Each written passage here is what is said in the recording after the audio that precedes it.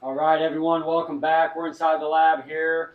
We had a little bit of technical difficulties last week trying to get our video out. I know some of you guys probably think we're full of shit, but it's the God's honest truth. We recorded for 3+ hours, put a lot of work into editing. We were a good 40 minutes into editing before we realized the problem we had with sound last week. So we got, if you guys want us to post that video just for proof, you're going to see a lot of this.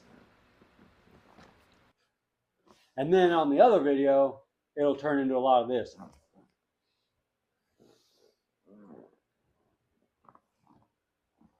So we're working through some kinks here, but every week we do try to strive to get better.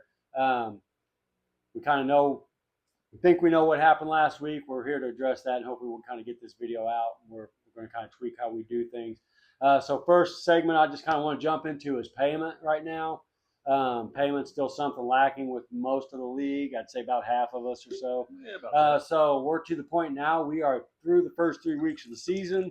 As per warned in our first episode of the year, I said I would call you out if you haven't paid, and here I am to do just that. So your name is Andrew Spivey. You've not paid yet.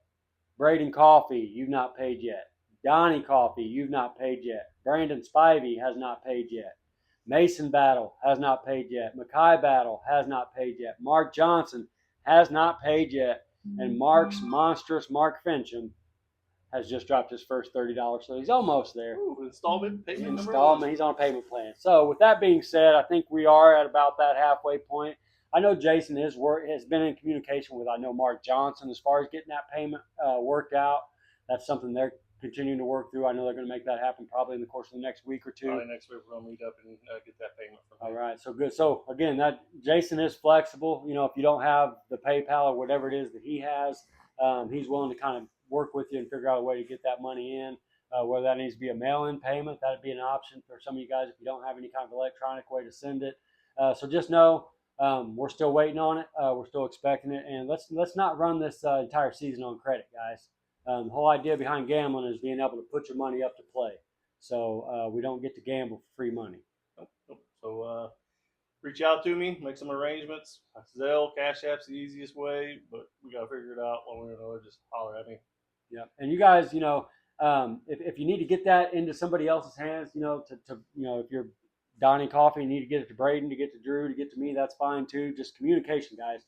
Let's start opening those lines of communication about when we're going to pay. If you're not going to pay this week, when's it going to be? So let's just kind of, everybody knows, if you're playing in this league and you haven't paid, you owe $50. So let's get after it, guys. I think we're going to stop this first segment here and kind of make sure videos are still working properly. So we'll kind of get back on here in just a second. Right on. All right, welcome back. Take 3.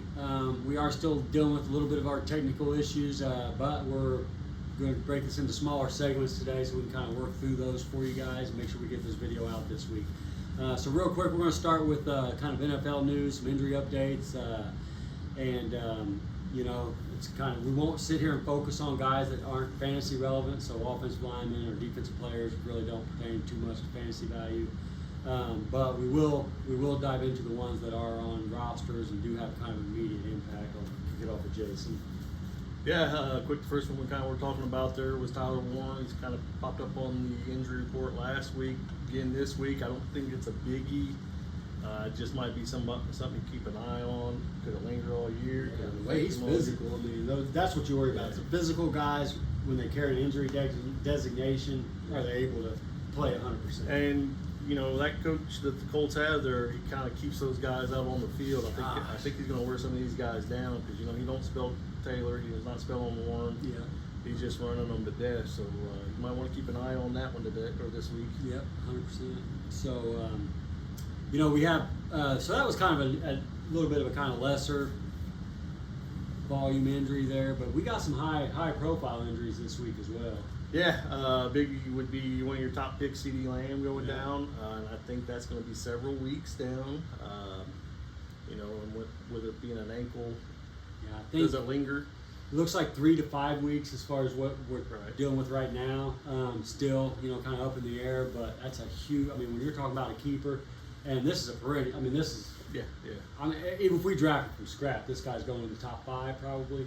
Easily first round. Yeah. So, that's a tough blow for Drew. I know he's kind of in panic mode a little bit, but I'm still not writing Drew off too much for that. Well, the other thing that Drew got hit on too was the Tyrone Tracy injury. One, he was losing some touches there, but then he goes and gets hurt. And does that cost him his job? So yeah, is he going to be able to rebound this season? Yeah, and that is scary. So yeah, to have 2 of your guys go down on this early in the season, that's going to be a tough recover from that. Yep, 100%. So we also have Mike Evans showing up on the injury report this week, and that's big in multiple facets, because not only we're talking about the injury to Mike Evans. So if you own Mike Evans, I can't remember if it's Beats by Ray that has him. I can't remember who it is. I don't think it is, but anyway. If you have Mike Evans, obviously you're dealing with that blow, but they still don't have Godwin back. They still don't have So Godwin if you back. have So your top dog right now is that rookie wideout. the one I was thrashing in the early part of the season, which real briefly, I was able to actually put eyes on him for the first time this past weekend, and he is the real deal. I mean, my misdiagnosis, I guess we'll call it, in that first episode was more of ignorance than anything. It's just me not knowing the guy. Well, I mean, there's not a lot of rookies who just come out and make week 1 splash. Yeah, splash. and I do. I mean, we're gonna be at odds on this because I don't think he can sustain the level where he's at this year for an entire season. Well, the way I look at it too is if you got Evans on one side and Godwin on the other side, obviously that defense got to focus there. I think he's going to get some easier matchups, so he might actually have a very good year. But I mean, when those guys come back. But at the same time, every game out is more film. And but what I do feel like right now, them guys aren't there. He's going to get that number 1 corner. He's going to struggle till them guys start coming back. Yeah. So I mean, it's a good problem to have if you're Braden Coffee. Yeah. Because that's not a guy you ever felt was going to be your 1 or 2. No, I think he started him in his flex to begin with, and now he's hit pretty well on it. So. Turned up to a number 1 receiver on, I believe, an undefeated team, and a team that loves to throw the ball. Yeah, they score some points. Yeah, 100%. So let's see. I know we got one more at least on here. Arizona. James Conner. He may be a year. That one was a pretty big one. I think he's pretty well done for the year. I think it's an Achilles, and I mean, obviously, basketball fans all know with Halliburton, you're pretty well done for a year. Yeah. So while we did talk about the blows for Drew in the double whammy this week with Tyrone Tracy and CeeDee Lamb, he is actually going to be the benefactor from that James Conner injury. Yeah. Because he has Trey Benson. Right. So I know that's not. As long as Trey Benson can take control of that job. I think they have a rookie out there or a second-year guy. And they may still have DeMarcado. Yeah. So it's going to be Benson's to take. He has the opportunity. As long as he can produce. Yeah. So, but But I'm starting to feel like that's one of them offenses that you're not going to get a ton from. You'll get a splash from them here and there, but I don't think you're going to get consistent high scores out of them. Yeah, I think it's like, when you're looking at running backs in that offense, it's going to be kind of a one or the other type situation where it's either 100 yards or a touchdown, but not really both. Well, I feel like the guy on that team is going to benefit more than anybody. Just going to be McBride. It is 2-3 more touches a game. He's already a beast. You give him 2 or 3 more balls a game, so I think that's going to be the real beneficial guy. I agree. So that's injuries, guys. But one thing that came out today, not quite an injury, but is kind of big in the fantasy world, is Russ Wilson benched and then retiring today. Oh wow, I didn't see that. Breaking news! Wow, you heard it here first, folks, because that's breaking news to me too. Retired. Wow. He got benched and said, "I'm done." Well, I mean, good for him. So I think it's going to affect you right out the gate. You're having neighbors out there out wide, rookie quarterback coming in. Is he going to just throw the ball up like Russ did, or is he going to do a lot more? I mean, I got a lot of question marks. I'm sitting at 3-0 right now, but I got a lot of question marks with my team. That's why I don't get too cocky, because I can see kind of. But what I can see happening there though, rookie quarterback, Tyrone hurt. I think teams are going to try to take out neighbors and make Scatabo beat them. Yeah, I mean, or if you're a Wandale Robinson owner, might be a good time to start playing him. Yep, somebody like that. So that'll be kind of an interesting to see how that goes. But yeah, I seen that one just a little bit ago. I actually didn't see that, so that's crazy. I wish I would. I actually still like Russell Wilson. Plus, we're still reeling from the Burrow and J.J. McCarthy and some of those other guys that got hurt the week before. And quarterbacks are turning into a hot commodity this year. I can tell you that. Yeah, especially you got a top tier one. Justin Fields went down, and yeah, I mean, it's a small window. It seems to be closing tighter and tighter every week.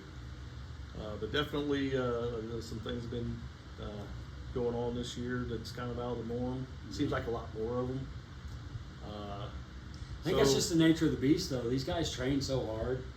I mean, but I do feel like we have quality guys, at least at the quarterback position. I mean, there's none of the stud guys out there anymore, obviously, but I think those bottom 20 starters are all about the same when it comes to fantasy points. Yeah, and when we're talking about, it's a good kind of anybody can. These are professional athletes. Scott talked about this on the appearance he had here, and just to kind of piggyback on that, it is. These are professional athletes. Yeah, they earn their way up to the league. They get paid a lot of money to do what they do. So it's real easy for us to sit on our couch and say somebody sucks. But I'm telling you right now, there's not one person that puts on that uniform on a Sunday that sucks. Right. So be interesting to see how these teams rebound from that. So. Yep. All right. Well, we're going to make sure we're still good audio-wise, and then we'll get back into it, guys. All right, we're back. Going to kind of shift out of the overall NFL news and kind of start shifting our focus into our fantasy league and our fantasy season here. So, another thing we like to do each week is kind of recap the week before, talk about the games that happened, and we'll kind of touch on what our picks were. But first things first, before we kind of dive into the individual games, I just want to kind of give a quick rundown of kind of how our divisions are sitting right now. We're coming out of division play, getting into the rest of the league stuff. We get back into divisions those last 3 weeks, wrap things up. So now we just start getting into some of those other teams out there. Yeah. So if you're looking at playing a team, outside of your division, you're going to want to start looking now because you're only going to get one crack at them, and it's going to be here in this next window of 8 weeks. So it'll be a pretty exciting time. It's really going to kind of separate who's real contenders from the pretenders at this point. Right. So we'll kind of leave it at that. But we're still sitting with 2 3-0 teams right now. 2 3-0 teams. Who are they? I believe that's us too. Yep. So the jackasses who don't know anything, we don't know ball. Not like other people do. No. But we're still sitting at 3-0. Yes. And I believe we're the only 2 teams that can say that. Yes, so there's only 2 of us left. I think Donnie is the only guy that was 2-0, didn't make it 3-0. No, so kind of fell flat on his face. But we also have a new high score. Yeah, big time this time. That's kind of really pushing it up there. 169, I believe it was. Yeah, I believe 167, 169. 167, 169. So somewhere up in there. 169. 169. So that was Braden Coffey. That's 2 weeks in a row that he knows ball has set a top score. He's on a high right now. I do anticipate he's going to kind of level off. But before we kind of dive into that, let's just touch on the divisions. Obviously, I'm 3-0, so I'm leading my division. Looks like all the divisions are kind of the same. You got, we got 2 3-0 leaders of divisions, a 2-1, a 1-2, and an 0-3. That's our divisions. It's just kind of, you got a no win, a 1 win, a 2 win, and a 3 win. Yep. All right, so this is kind of wide open. But when you get down into that last division, that's going to be a fun division to watch all year. The Braden, Donnie, Mark Fincham, and Mackay. Right. I think right now they're all right there battling each other. I think Braden will separate a little bit. I think so. I think he's somebody can keep up with him until they get back into that division play. So not let him run off. Yeah. So I thought that was going to be Donnie. The more I looked at his roster, I kind of questioned whether or not he has the staying power to stay there, to be able to kind of hold a record close enough to Brady when they get back into division play. So that is going to be interesting to kind of watch unfold. But as they sit right now, Brady has a no-game lead. They're deadlocked. He does have the tiebreaker, but that tiebreaker is going to be kind of in null and void once they play again, unless he wins. Right. There's no separation. He's only got a 1-game lead. They have no 0-game winners in that division. And no one, so everybody, there's 4 teams 1 game apart. Yeah, so they're 2-1, 1-2, yes. all 4 great teams. Yeah. So, obviously, a lot of the season left to play. They can separate. They can keep battling with each other, but be interesting to watch that. Yeah, so it is, and and when you think about tiebreakers, these first 3 weeks, it could very well we might have to look back at these. So Yeah, a lot of that head-to-head stuff. yeah, so think about that. So real quick, next thing we kind of want to shift to was we want to talk about waivers. Okay, so this is something I know I've kind of dealt with an owner or two myself in how waivers work. So if you kind of want, Jason's very good at Jason was the one who kind of got me to understand how this works when I first got into fantasy football. So can't think of another person better to explain it to you guys. So waivers, what waivers is designed to kind of give everybody an equal shot, and it actually gives your guys at the bottom a chance to move up first. I played in a league before when we didn't have waivers, and it basically was first come, first serve. And if you were just the quickest guy to hit the button, there were guys up at 2 o'clock in the morning hitting the button. Yeah, you don't want to play that game. And and I don't mean to cut him off, and I will slip right back over to him, but just keep in mind that most Wednesday mornings I am at work at 3 o'clock or 3:30 in the morning. So if there's going to be somebody that hits that waiver wire first, 9 out of 10 times it's going to be me, because I was waiting on waivers to clear this week just to see if I got mine to pass through. So basically what it is, it just gives everybody that free shot to, a day. I know sometimes it goes on past a day, but it's basically a 24-hour window. That gives everybody a chance to see the guy that's out there available. Do I want to put in for him or not? Sometimes, because of the way the games are played on Thursday nights, if you drop a guy on Wednesday night and he plays on Thursday night, he's going to get locked out because of his game, and he's not going to be available till that next Tuesday, Wednesday. That's just the nature of the beast with it. I know it's frustrating, but like I said, when a guy gets locked because of his game, he's locked for the weekend. So understand that, and just to clarify, once a player plays in his game for that weekend, he will be locked. Whether that game is Friday, Thursday, Saturday, Monday, he will be locked until Tuesday overnight. Yeah, and then Tuesday night he'll hit waivers, just like everybody else does. They'll hit the waiver wire. They'll give the chances to everybody to look in there and put a claim in for. With that being said, just wanted to touch on the difference between a player being dropped. A player who is dropped from a roster will sit on waivers for 24 hours. Right. So when you see on Tuesdays people clearing waivers, you see that guy who's been dropped by a team and you might want him, he will come off Thursday morning. Right. Yes, because you got the 24-hour window there. Basically that thing is just designed to keep the level of play even for everybody. Everybody's got different lifestyles and different schedules at work and family life, stuff like that. So just think of it from this perspective. As we sit here and record right now, there's a game going on. Because we're recording, we cannot watch that game. Right. If an injury happens, right now it's the Seahawks, and you have Smith and Jigba, and he gets blows out a knee right now. We wouldn't know it because we're recording. And if you're sitting there watching the game and you see it, would it be fair that you just jump on there and grab his replacement before we even know what happens? Right. That's where we're getting at. So keep in mind, we got the game tonight. Once these guys lock tonight, they're not available till the weekend's over for them. That's the other big thing a lot of people kind of lose grasp of is, once your team plays, you don't open back up until the next week. So that's why you see some of these guys that are actually locked out for multiple days, especially if they play a Thursday, Friday, Saturday game. They can go, a guy can be dropped on Wednesday and not till the next Wednesday is he available. Yep. That can happen. And then one last kind of a weird little intricacy to that is keep in mind where you're at in the waiver order. Okay, yes. Because it will change from Saturday to Monday. Yes. So the waiver order will reset at the end of every week, and it will go basically the last place team will have the number 1 slot. The first place team will have the number 12 slot.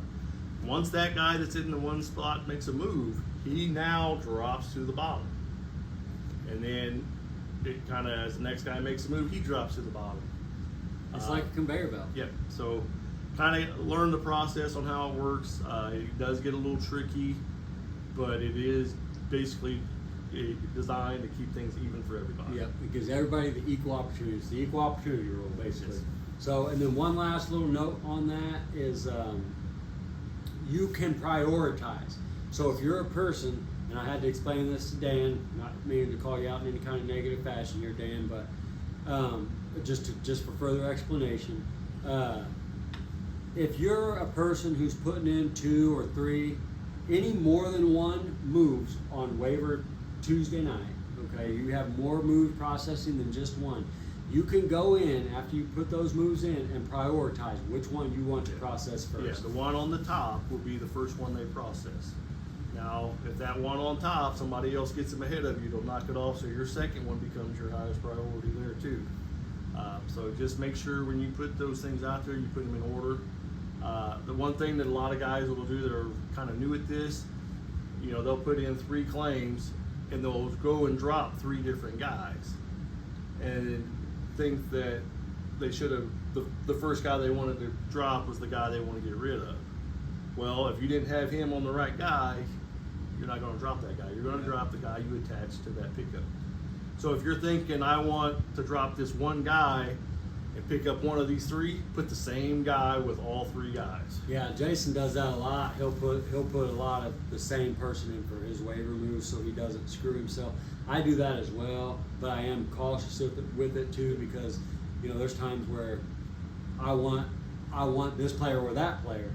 I may not want to get rid of him. So just understand, you know, there is options out there. The more you guys put into it, the more, it's just like anything. The more you put into it, the more you're going to get out of it. Yep. So just look around on that app. It kind of walks you through a lot of it.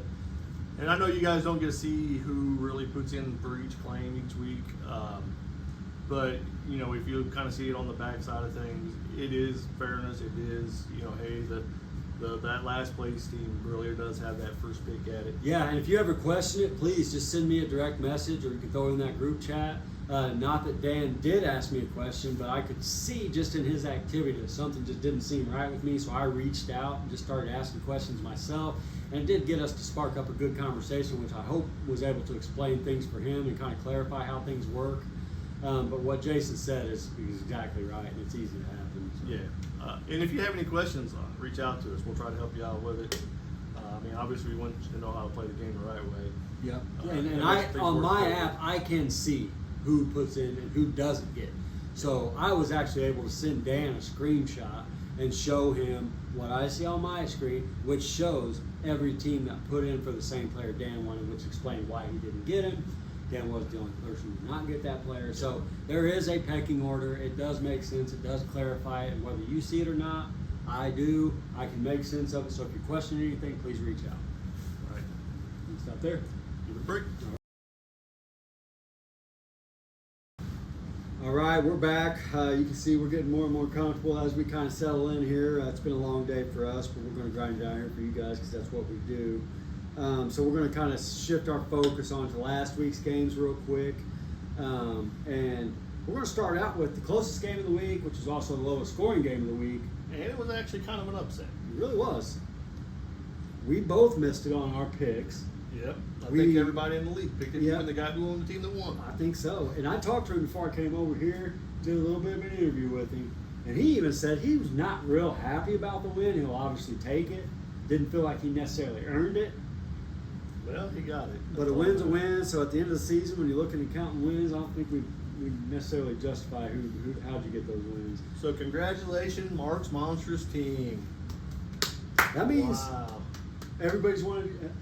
No, we do have one winless team still. Oh man. Yeah, but it is nice because no offense to Mark Fincham, no offense to Mark Johnson, but I actually thought Mark Fincham would be the last winless team. So good to get off the schneid. It's not that he really had some kind of breakout day. It's it was 101 points. Yeah, 99, 101. Yeah. Neither one of them really did a whole lot there. I think the big thing was come down to that Connor injury. I think you're right. That Connor injury definitely played a factor in it.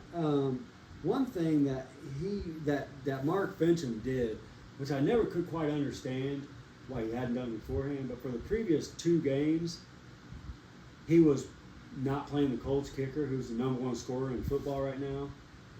And he finally did make that move last week. Not that he scored a crap ton of points, but he did put up double figures. When you're only winning by 2 points, you got to really start to crunch the numbers. Well, here's kind of one of the things I noticed about his team, and we've kind of been giving him grief all year about it. But he keeps May as a keeper. He makes the pickup with Danny Dimes. Colts playing well. He's putting up points. But have you noticed that May still puts up a couple more points than Jones every week? I do, and I kind of feel like that's. And he's riding Jones already. Yeah. So it's a good move. Obviously, Jones. Yeah, a win's a win. I think Mark. It's real easy for Mark to chase last week's numbers because he's so raw in fantasy football. And you don't have a lot of numbers to chase. Exactly. So we're only talking about this stuff for exposing it to try to help you kind of make better decisions, and that's really all we do all this for. Not that you're making the wrong decision, but that's a keeper, and you put value on him for a reason. Right. Kind of trust that value. But one big thing, and I think it's going to end up being a bright spot for Mark, is he had the highest score in all of fantasy football last week sitting on his bench in Trey Tucker. And that's 44 points from a receiver. Yeah, but would you have played him? No. It's not the missing it out that I'm talking about. It's the bright spot in your roster to feel like you may have more options than you think you have. Right. And in a team, when you're looking at that roster and you're looking for options and ways to formulate a lineup each and every week, having a bright spot like that, that's more points than I've had a player put up this year. Well, yeah. Some bright spots there. But here's what I wonder too is on Team Jettis, where's he turning to? That's what I gotta wonder. I mean, he came out full of piss and vinegar. Connor going down. Thomas Jr. really not producing last year's numbers. We knew Connor. We talked about Connor earlier on in our videos about being on the wrong side of 30. Yeah. We knew that it was going to start to kind of falter at some point. Mm-hmm. I talked so highly about Cortland Sutton, and that's kind of his bright spot. That's really the only thing that held him in that game. Yeah. Well, Allen. Obviously. Allen, but that's that's 22 for him. You should kind of expect that at this point. Yeah, that's just a steady number. Yeah, but I do. We were talking just a minute ago about what his roster is this week moving forward, and I'm struggling to kind of understand how he was able to get to this point. Yeah, but I'm kind of looking through his team right now is, what's he got to turn to? That's what I'm saying. Once he traded Connor, yeah. Once he lost Connor. Yeah, right now I think his only other running back is Tootin. Yeah, and which is our forward, and forward he ain't really getting much of the flow there. So I think he's kind of he's gonna have to get active out there. Definitely, he's got some movable pieces. Some solid back. And hang on real quick though, because we don't want to gloss over the fact that we talked about another aspect of his team that we thought would kind of level off with Tucker Kraft. Yeah, 5 points. I know there's an injury designation there with him now, so I don't know how bad that is, and we didn't talk about it in our injury segment, so I don't know how severe that one is.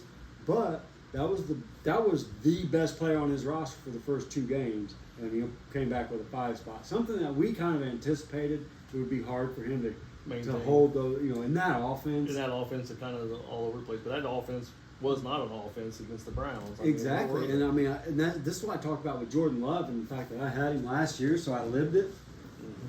He's great when he's great, but they have these games where definitely the boom or bust guy. They don't do shit. Yeah.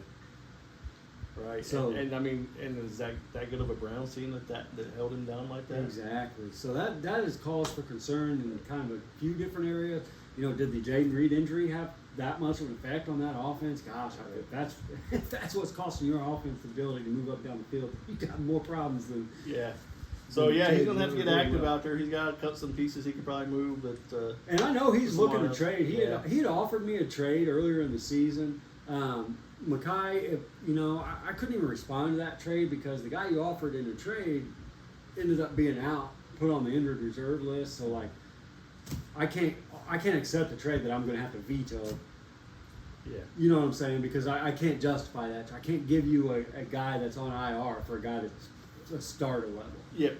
So I didn't even So respond it'll be to it. interesting to see where he goes. Yeah, but I know he's willing to, so I hope he stays active. I know he reached out to Drew last night, and he's offered a trade to Donnie. So I know he's working on that trade market. I hope he's able to find a suitor, and I do like Well, I to see know that activity. he's had some conversations with me, some light texts. I'm just trying to see what all of his options are. Yeah, I do feel like we have a good group of people that are willing to make moves this year. I think it's just going to kind of take a few weeks for some of this to start kind of falling into place. But kudos to you guys. We haven't even made it through the bye week yet. We already got 2 trades under our belt, which is probably a record for this. Here's the league. crazy thing about it. We sat out here talking to each other because our technical difficulties, just bashing how we never make any trades around here. We don't get to put the video out, and the next thing you know, these trades start happening. Yeah, and I mean, I've talked about this off camera with you and obviously Scott and even Drew at home. There could have been a worse video to not be able to post it on. with what we've seen happen since, because there is so much that's happened. A lot of things that we talked about end up happening this past week. The crazy thing is, only me and him's gonna know about it. Yeah, from the kind of the advice we were giving to owners that they already knew apparently, because it's kind of been happening, and then from what he just. So they obviously got the message. They just didn't get it from us. Yeah. So, but good to see that A, we're on the right track, and that B, our owners are doing the right thing as well. Right on. So hey, good win for Mark Fincham. Glad to see you kind of get off the schneid. I hope you're able to kind of right the ship there and get that thing, because I do feel like that team has a little bit of potential. I don't see them as a Super Bowl contender. No, but if you're hard out in the last half of the season, then you've had a good season. yeah, you get to those last 3 games that are division games, and you can string some wins together. You can sneak into that You playoff. can knock people out, and that's pretty fun to do too. Yeah. So Yeah, ruin people's season yes, is actually. it really is. Yeah, when you're that guy, you're not going to make it, but you can If still. you ain't keep gonna somebody win up. money, there's nothing better than costing other people money. Yeah, no kidding. So kudos to you, Mark Fincham. Sorry, Makai. I feel like you're going to get kind of back off the schneid here, but you're going to kind of. It might not be this week. You're going to need a little bit of moves to make it happen. And I expect that. Keep to happen. working. All right. We'll be back at you in just a minute, guys.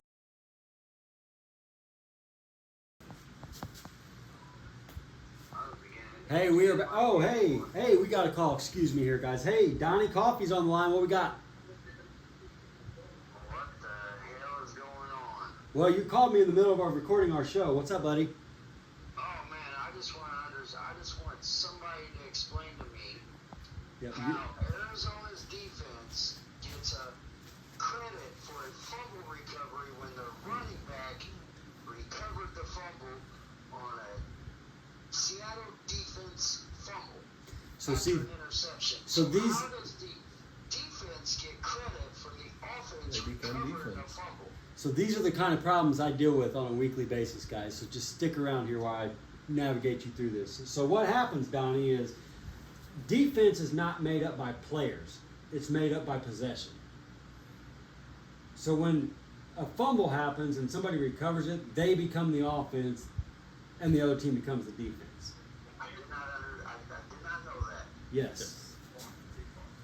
That's it's not for scoring. I mean, that's factually how it works, even in the NFL stats. Wow. As soon as the ball changes possession, that team's on defense, the other team's on offense. I would have been a little more happy if you would have called me and been like, why doesn't my punt returner, who's my receiver, get yards for punt returns? No, not me. Not me on that one. I was kind of hoping you'd call and just say how good my team was. Well, I don't want to talk to you. Well, I really hoped you'd be in fucking studio this weekend, because I thought you were going to be 3-0, and I thought we were going to be able to sit all 3-0 teams next. You are to each now other. part of the show, though. Well, here's the thing. And that was Donnie Coffee, ladies and gentlemen. Breaking news! Breaking news! Motherfuckers, This is what I deal with. fuckers aren't gonna call me. This is what I deal with, guys. You are on camera, Donnie. Yeah, you're on the show this week, buddy. We are live. We're rolling. Anybody make a trade with me, damn it. Donnie wants to trade somebody. Okay. Somebody take Donnie's trade where he wants to give you nothing and take your best player. He wants to give dying you for number it. 3s and number 2s for your number 1. The one thing I remember Brandon Spivey saying is, if you don't like the trade, then counter trade, counter offer. Nobody will even Well- I'm just trying to say hi, hello, I'm out here. Anybody want anybody? So what he's saying is he's afraid to offer you a trade you'll accept. Counter offer. Counter offer. I'll counter offer you, All right, Donnie. so what Donnie's saying is if he's offered you a trade, Just counter it. he's just starting. What he's doing is fishing to try to open up a dialogue. I'm just saying hello. Yep. Hey, that is good to bring up in our video too, just to kind of get the communication out there. You know, Some of these people don't know trades- that.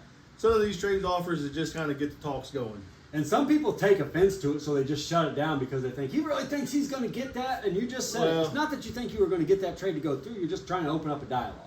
Well, I'm some trying to take Christian McCaffrey for 4 wide receivers, and he won't even talk to me. the problem is they're all wide receivers for the Cleveland Browns. Yeah, they're wide receivers that won't see. Wide receiver for Cleveland Browns like you. They won't. The problem is they're wide receivers that don't even see the starting lineup on your team. That's because I got enough wide receiver, man. Somebody needs to take Harris off my hands. He's junk. I don't think anybody wants him. Good luck trading that. Harrison. Oh gosh, I know. He's retired, I think. I think you thought you drafted his dad there, didn't you? I think so. Was you know, drinking that night? Harrison, I have flashbacks of 06, you know what I mean? Yeah. Well, hey Donnie, I've been meaning to reach back out to you because I do want to open up a dialogue with you. I'm gonna cut this conversation right now so we can get back to our show. I just wanted to it was perfect timing you called. It was perfect time to slip you in the show, something a little bit different. And but I do anticipate us talking, and if I can't work out something with you, hopefully people watching this video see your willingness to trade. Maybe they'll start opening up some sort of dialogue with you. Sounds good, man. I appreciate y'all taking my call. You all have a good night. You guys do a good job at doing this. So Hey, thanks, keep it up. Donnie. The only thing I'm going to ask is why don't you do Zoom calls on the damn TV behind you? Love you guys. Be safe. Love you, brother. Till bedtime. It's All right. bedtime, baby. Hey, I love you, buddy. We'll talk to you soon. All right, that was Donnie Coffee. Breaking news. Yeah, Very good. like a little variety to what we're doing here. So it's nice to bring Donnie on. That was just kind of a happenstance there. He just happened to be calling. Actually, he didn't even call me. I'd missed a call while we were doing it, so I called him back, just threw him on the show. So hope you guys enjoyed that, Donnie. Like I said, that was a little bit of kind of helpful information. So if people are paying attention here, it does kind of show. And he makes a good point, you know, and I get it. If I just want to open up a dialogue with somebody, I'm not going to give you a trade that you'll accept because there's no dialogue. Yeah. And you know what I mean? So you do have to be a little bit cautious because I actually offered Mark Johnson a trade overnight last night, and I was afraid to do it on the site because I wanted to talk about it without him accepting it Yeah. because I wasn't sure I wanted to do it. Yeah. You see what I'm saying? Yeah, I get So that. I do And understand. I mean, he does make a good point there. You know, just he's basically telling you guys he's willing to trade. He's just kind of gauging where you're at, maybe who he wants. I mean, do you offer your best right away? I mean, it's a negotiation a lot of times. So why would you just throw your best offer right out the gate? So And he brings up a good point, and he says it like, you can just counter. It's like the way I tell my kids when we talk about things like you can ask for things in life. The worst that somebody's going to say is no. Yep. So same thing. Like Donnie's asking for a trade. The worst you're going to say is no, but say no. no, Donnie, you're not getting McCaffrey. Yeah, or counter. But if you're not interested in trading it, if you don't want anybody on his team, let him know. So he leaves you alone or whatever the case may be. But all he's trying to do is open up a dialogue. So I'm not going to knock him for that. No, great job there. Actually, kind of a good point that we need to kind of put out there. Yeah, so I appreciate the call. You guys are welcome to call in any time. If it happens to be on a Thursday night between the hours of 6 and 9, good chance we're going to get you on Good to be video. on the show. All right, so we're going to slip into the next segment here. We got to get on to our next game. Next right? game, I think we're going to Wharton. I think it is the Warden, and he had a big win. Didn't he? Yeah. Beats by Ray. Actually, kind of started to put up a little points more than he has been. Kind of rebound a little bit. And if I'm just before I look into the numbers on this game, if there's a team right now that I think is underperforming, I'm going to go Beats by Ray. Yeah, I feel like he could be doing a little better. Obviously, he has some setbacks out of the draft. Yeah. I think he's still trying to put some good moves out there together and put a respectable team out there. You know he's out there playing the game. He's trying. I don't see him as like I actually picked him this week. Obviously, I think lost we that both one. did. Yeah. And, so I don't see him as an easy win any week. and then because we were kind of going off Scott with Chase, I think maybe taking a little. Yeah, and kudos to him. But good job there, Scott. I think 147, 120. Yeah, that was a high scoring game for Scotty. Caleb Williams putting up 32 spot on. Yeah, so you're a Bears fan. How refreshing was that? Definitely good to see. Just knowing that it's what could be. If they Yeah. just keep going in the right direction, what that thing could turn into. And so and that's just a great. Obviously, they're not going to play the Cowboys defense every week. No, but that actually is kind of. But I it's tell you beneficial what- to both teams that we're talking about. And here it's not because- just Williams. I mean, Williams and Odunze. And that's where Beats by Ray has Odunze. And Odunze is he's a top 5 wideout right Exactly, and if you look, Odunze is actually in his flex, so he was obviously drafted by Tim or picked by Tim to be a backup. complimentary receiver. I always felt like that he has the potential to be a breakout guy, and maybe we might be starting to see that. And I wouldn't be surprised by the end of the season he may be the number one now. Yeah. on Tim's roster. Well, he's got Evans. Evans goes down, but he also has Pickens with CD Lamb going down. So there's He's some sitting in a good pretty things. good spot. Some good things happening there, even with the loss of Evans here temporarily. Yeah. So I think he's got some good things going for him. Golf throwing a 12 out there. You need more out of him. Yeah, I mean, and Expect more out of him. and that's what I feel like with Goff. That's what you get with Goff. That's why he's never the drafted quarterbacks. They're such a run-heavy team. You got two of the best backs in the league. But just as soon as you write him off, he'll throw that 5 touchdowns. Exactly. So it's hard to trust him. But gosh, you'd hate to be putting your team out there on Sunday morning and seeing that you're playing against Goff. Right. 'Cause I wouldn't want to play against him because of the fear that he could put up 50 or 5. Well, how about this? We haven't really talked about this guy much this year, but Genty being that, hey, that's a high draft pick. Everybody's got to go after him. He's not really put up the points. That offense don't look like they do a whole lot of anything. Well, and so to me, it seems like it's kind of a no-brainer if you're an NFL defense. You got an unproven offense. Well, you would think they would key on Bowers a little bit too, though.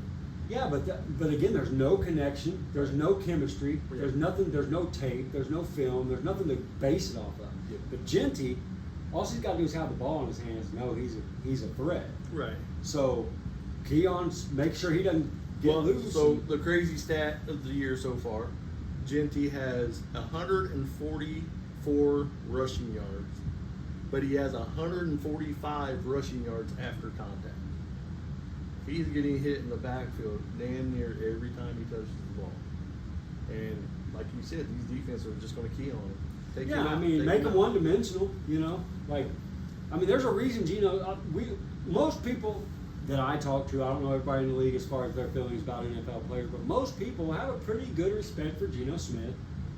Yeah, But there's a reason he was let go from Seattle. Yeah, there's a reason why he's really never been. He was drafted a top quarterback. Mm-hmm. In college, he's throwing up those 50-point games left and right. 500-yard games left and right. It goes back. It's kind of what we were talking about earlier with Russell Wilson. These guys, they have the ability, but they can't sustain it. No.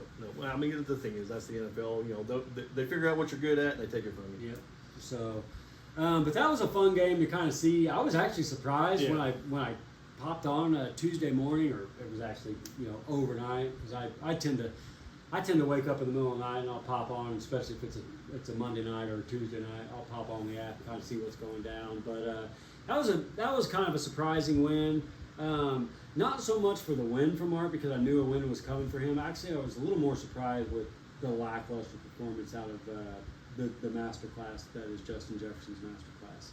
It's not been much of a master class. It's been more like preschool. Yeah. So graduate, buddy. Moving on. All right, we're back. Welcome back, Jason. We're back. Yeah. So kind of going to move into the third game of the week, and it just so happens to be my game. I think it worked out pretty well for me. But before I'm going to let you kind of take the lead on this game. I just want to talk about one thing. I know I mentioned it to you and Scott on the way to our golf outing today. It means absolutely nothing. I just find it interesting that in 3 weeks, my team has scored within a 5-point window from 117 to 122. That's consistency. I know. I don't know if it's good, but it ain't bad. I'm 3-0. Gotcha. So looking down, obviously good win there. You nailed it with the defense there. I think that was the key stat. True, but I did draft that defense. In all fairness. But you take an average defensive score each week, and all of a sudden this ball game's down to a point or two either way. Yeah, and just a little more to elaborate on that. I felt like I actually went early on defenses too, because I went into the draft with a mindset to do a little bit different than I orchestrated my rosters in past years, and I wanted to upgrade a quarterback because I usually kind of take the run-of-the-mill quarterback. I usually take the run-of-the-mill tight end. I usually take the run-of-the-mill defense. I wanted to improve those areas this year. I didn't do a good job in the draft at all whatsoever. But once I knew, I missed out on the quarterback I wanted in the first round. I missed out on the tight end I wanted in about the third or fourth round. You know what I mean? Like when it came to the point where I felt like I was solidified in my starting unit, I'm like, I'm jumping on a defense, and I felt like I probably jumped a little bit early on that Minnesota defense. If it only gets me one win this year, it was freaking you a nice. win. Definitely got you the win.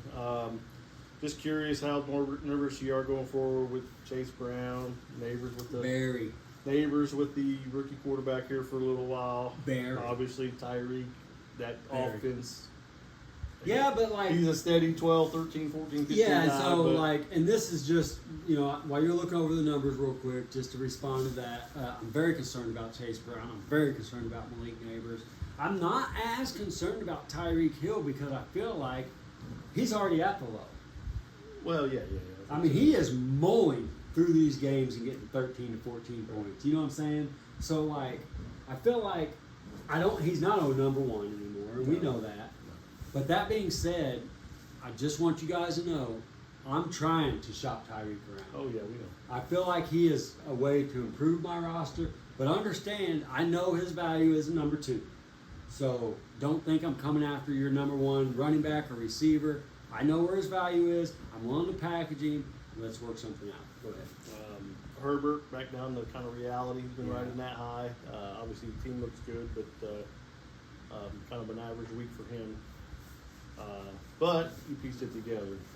Yeah, so if I can get, my top 2, I guess top 3 if you got to throw Chase Brown in there because he was a keeper. Yeah. But Herbert, Chase Brown, and Malik Neighbors all have duds and I still get a win, Yeah, you'll take it. I'll take it all day, every day. The other side, we've talked about Love several times. You've had him.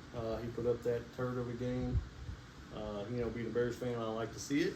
But, obviously it hurt. So I felt it last year because I was all in on Love last year. So I feel like where the Chargers at this year, I feel like they should have been there 2 years ago. Yeah. The Packers, I feel like, everybody's got them as Super Bowl contenders. Well, that's how they entered last season too. I know what the ups and downs. So the reason I say this is because if you notice with Mason, he scored around 100. The week before, he was up in the upper 130s. Mm-hmm. And then in week 1, he was back down there in the 89 to 90 range. So this is the life you live with Jordan Love as your quarterback. These fucking roller coasters. Well, man. but it's not just Love, too. I know, Bijan underproduced his norm. Kamara, not getting up over 10, 12 points. Collins, he had a solid game, but that was his only bright spot of the whole day. Everybody else was far below their numbers. What was concerning for me is I was actually, not for me, but for me if I'm Mason, is I was concerned about Kamara in that game, especially when the lead got ballooned. That was a blowout. But he did nothing in the second half, and that's a little concerning. So Kamara's one of those guys. I've had him in different leagues for the past 3 or 4 years. And he's one of them guys, he's going to put up a lot of points. His end of the season stats are going to look real good. But if you ever look at it, he's going to have 5 dynamic games. The 40-point games. He's going to have 8 horrible games and then a few average games. Yeah. So that's the bad thing about him, and it kind of showed here. I think he only scored about 9 there. Is that what it was? So I mean, I think when you kind of couple that with the kind of insustainability that Jordan Love tends to show, Yep. I mean, it seems like that this is going to be a team where he might put up the highest score for the season. Yeah. He might also put up the low score for the season. Yeah. And then you got wideout. McLaurin was supposed to be one of those wideouts. Was kind of a Another name we missed on the injury report. I don't know what it says about him, but I happened to see on TV today that he has shown up on that injury report. So I don't know how severe that is, but something to monitor if you're battle But busters. when you're drafting him where you drafted him, you're expecting some points. Oh gosh, and I don't think he's lived up to it at all. No, he hasn't. Since he's gotten that contract, he's kind of fell off. And he so. was one of my favorites, a local kid. So, But there wasn't a whole lot he could have done on his bench either. So I think that was just one of them games. He just needs to move on to the next week. yeah, just take the L. He's going to play me again and try to right that ship. He comes out of division play. Probably, what is his record? 1-2. I believe he was 1-2 there. Yeah, so he's 1-2. So it's not quite where he wanted to be. But I still think with that week 2 showing that he had, it shows kind of the ability What of he that can do. roster. Which is something I haven't even seen. Again, we're talking about the fact that I'm kind of hovering around that 120 mark. I haven't had a breakout week. I'm beginning to wonder, do I have a team that can get over 150? So that's something I'm beginning to process myself. And while I'm sitting here at 3-0, I'm concerned about a guy who's 1-2 because he's already put up 140. Yep. That's the thing too is some of these guys are underperforming for him. Is it time to move on from them guys? Maybe package some of them guys up, just get some fresh blood in there, and some new numbers. Yep. So I don't know Mason very well, but I will say I had a little bit of a communication with him before our game started about a possible trade. He was very receptive to the offer, the idea. He's willing to trade as well. So it does seem like we got a lot of guys that are willing to do things. Maybe not so much the guys that are willing to instigate it, but Yeah. everybody does seem to be responsive to it. Gotcha. So nice win there. Appreciate it. We'll go ahead and move on to the next game. Got Team Johnson, Big Fish. So this was another game we missed. Yeah, I think we both went Johnson on this one. Yeah, so there wasn't, there's not a whole lot that, I think I've gone with Johnson a couple times this year. I'm done going with him, at least till he changes his name. yeah, something's got to give because it just, I don't know, it doesn't seem to be That's working. maybe what he needs right now. Just a team name is what them guys need. Yeah, I might just go with Team Cheryl. Well, Put her in charge for Can't a be any while. worse than Team Johnson. No kidding. Because Johnson, that team ain't doing well. I think that is our only, non-win? It's our only winless team with Mark getting off the schneid. Yep. So, but I don't think it's because he sucks. I think it's just because of bad luck. I think he's going to get wins. He's going to be a hard win when you We've play been picking him. We're thinking. That's what I mean. Like, he's got a good roster. It's just, a little bit of bad luck. He did make the trade this week, which I do want to give Mark kudos for that, because I know that trade directly reflected his loss. Yeah, me and him even talked about that. And it was kind of one of those conversations. Of, what's going to happen this week. It's just one of those things that always happen. You take the guy. He doesn't score anything for a couple weeks. You go ahead and move on from him. And you and I had talked about this when the trade happened before the games had started, that we knew this was going I'm to going happen. to tell you right now. Don't look at that trade. Who won or lost on that trade till the end of the season? Exactly. Because it may not be the trade that gets you the win and loss for the next 2 weeks, but it might be a trade that That's what kind I'm of saying. spurns you in the right direction, because I know I have offered Mark a trade involving one of the players he just acquired. So if he's able to package, when he comes out the back end of this, if he's able to upgrade his roster overall throughout the process of shipping out A.J. Brown, which I don't think was a bad idea. I don't either. I get it. He has the boom ability, and you've seen it last week.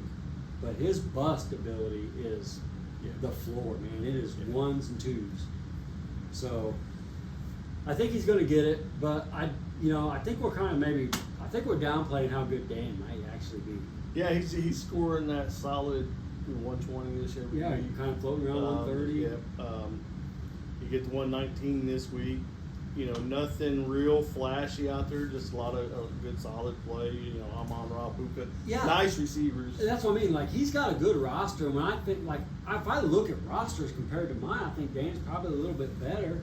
his scoring overall numbers are probably right there with mine. Yet I'm 3-0 and he's 1-2. So you go figure that. You know, he goes ahead and plays Ferguson. He's got Ferguson there, another 20 plus. Yeah, dude. And then he goes and puts Scadaboo in there, and wow, good move. You know, it's one of those moves when you're watching it ahead of time. You're like, wow, that's a bold move. It is, and I mean, I understand. Like, if you were able to see, and that's what we don't know is what games are you able to watch?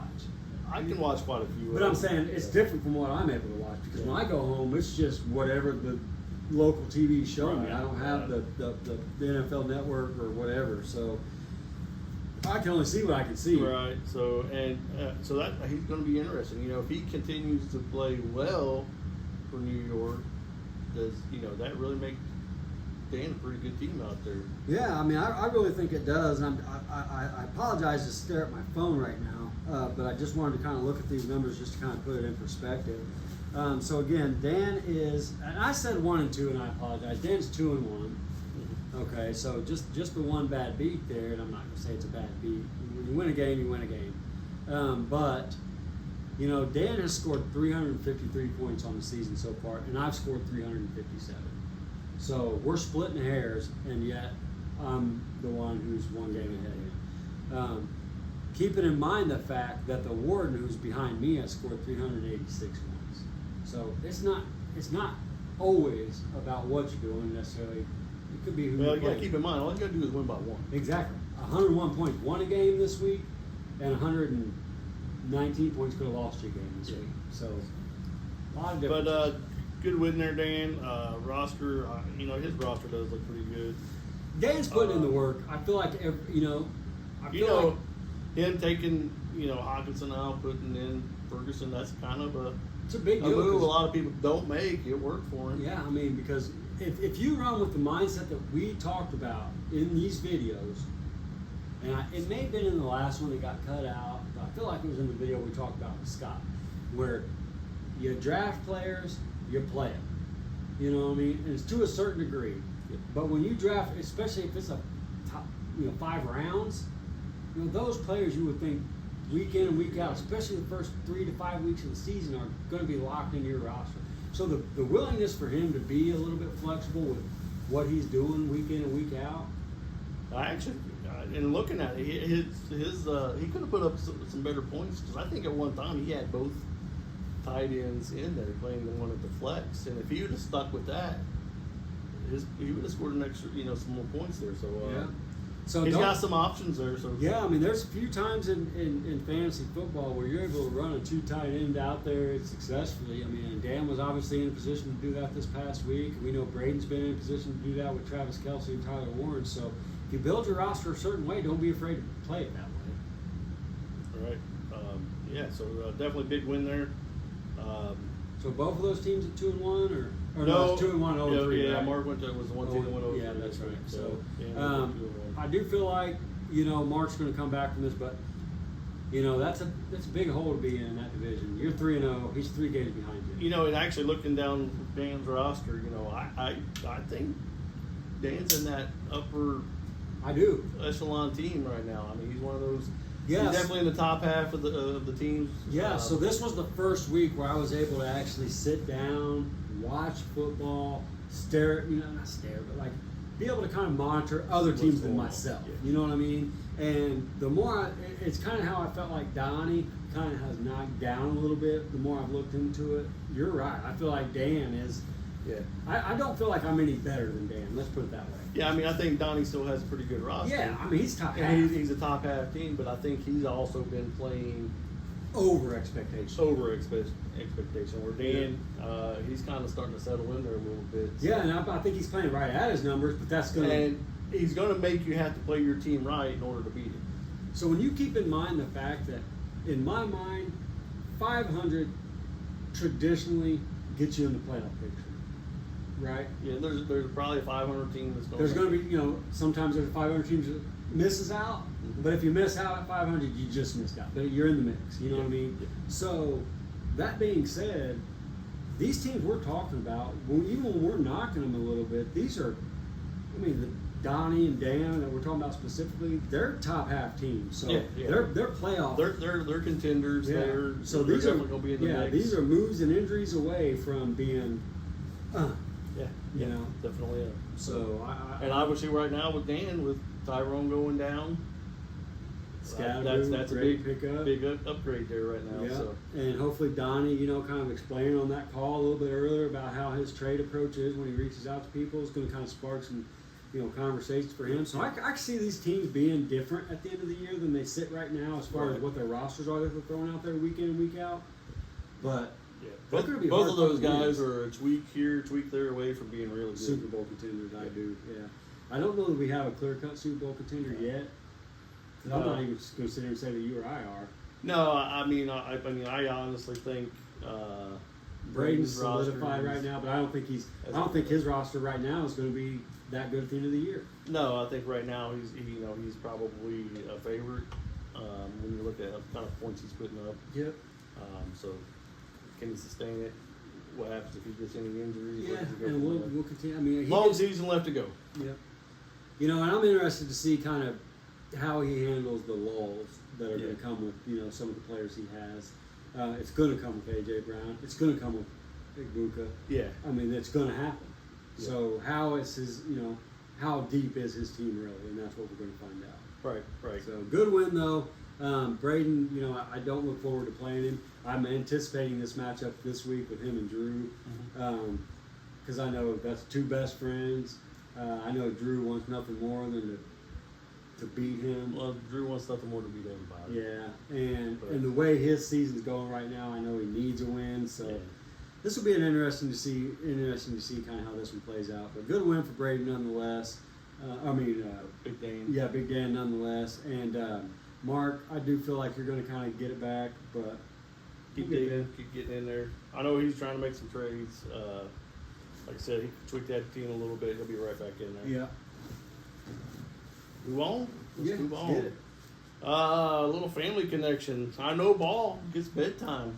Yeah, so he even made this public apology public. He apologized to his dad for beating the brakes off of him. Well, he did. He sure did. And while we both picked this game, Yeah. so while that wasn't a surprise, I think the outcome discrepancy was a little bit surprising. Yeah, we expected a little bit more. Donnie to do a little better than he did, and Braden kind of far out kicked his coverage. Yeah, and I feel like he's just at that. I feel like he's there. Like if Braden's able to keep this up for an entire season, Yeah, that'd be a heck of a year. I'll give him his kudos at the end of the year. But I got to tell you, though, he has those guys that, one or two hit, and he's got a lot of one or two guys that can do it. Will they do it every week? No, but it could be another guy on his team that does it for him. Yeah. Or a different guy on the team. So I think And he's I got just some can't pieces. figure out if he's lucky enough or smart enough to know when to play what. Well, you think about things, I get stubborn in playing my horses. You pull Pacheco out, you pull DJ Moore out. Yeah. I get skittish on stuff doing some I of do those too. because I draft guys at certain positions, and a lot of times when I finally make that move, that's when they finally turn it back on. Yeah, but we're talking about Mark just shipped out AJ Brown under the same Yeah. philosophy. We played this game long enough, and these youngsters won't understand that we've been playing it longer than they've been alive. So we went through these ups and downs. Yeah. So like the sustainability to be doing what Braden's doing for an entire season is highly unlikely. Right. But he's doing the right things to be able to stay consistent. So Well, even like the AJ Brown thing, I think his roster is set up to where one or two guys booming this week. AJ Brown could be the guy this week, and he might not do it again for 3 or 4 more weeks. But he's got other guys that can boom that whenever he does it. So I think he's going to stay up there for a little while. I could see him being up there for the first half of the season. The thing is I feel like when he bottoms out, it's going to be like 80. Well, everybody can get into that just off of just some bad weeks. But Mhm. I kind of like what he's done there. Not a whole lot of weaknesses on his roster. Probably his biggest weaknesses is RB2, which is still solid ETN. Yeah. But see, so here's what I mean, like, and you started to see it a little bit last weekend. So I started looking into ETN's numbers today, and you know, ETN has all the tools, right? Coming out of college, everybody knows it. Like he's a good player, but he has never. There's a reason why he is where he is. He's never been able to sustain anything for an entire season. He's had some good games, some good stretches, but he just can't put the whole season together. So it's just that offense isn't capable of doing a lot all the time. Yeah, it's I guess the way this season's starting out, it kind of seems very comparable to how the Houston Texans seem to be this year. So these guys are going to be very up and down. So while if there's anybody in the league I think is in tune enough to make the right decisions week in and week out, I feel like the margin for error gets smaller and smaller each and every week. On when you're playing matchups, and we talked about this earlier, I hate when you have to play matchups. Well, so speaking of that, looking down Donnie's roster, he makes trade for a running back. So now he's got 4 running backs. Saquon, definitely a starter.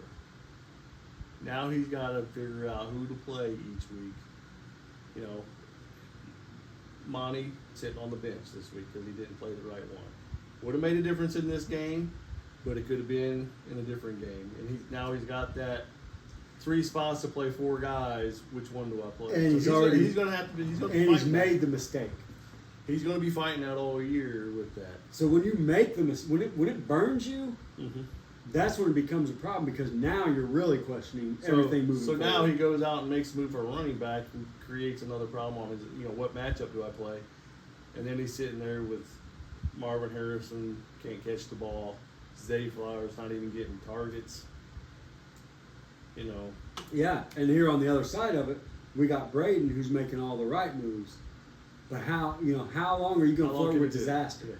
Right. You see what I'm saying? Yep. So this is going to be interesting to see. Which you got?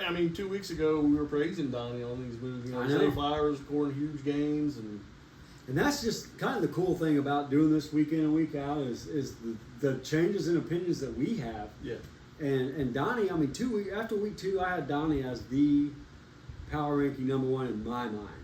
Yeah. And less than a week later, I probably had him down at 5. Well, he took the hit with his first pick. Daniels goes down. Yeah. Anytime your top pick goes down, you're really going to suffer. Mm-hmm. I think he's still got a solid team out there, but Yeah. I think he's going to start to, kind of level off.